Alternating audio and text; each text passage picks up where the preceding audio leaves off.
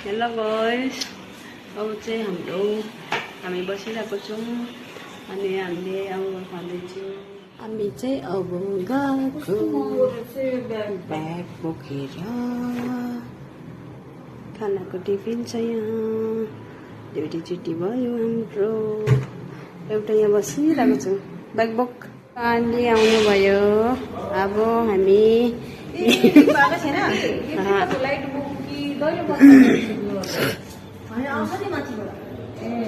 यहाँ त खुल्ला होला, हामी त बन्द गरिदिन आँटेको थियो। मान्छे आउने रहेछ।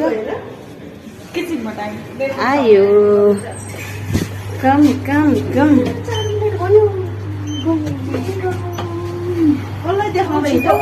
घर जाने र बिहान किनेको कस्तो छिटो टाइम बित्छ है।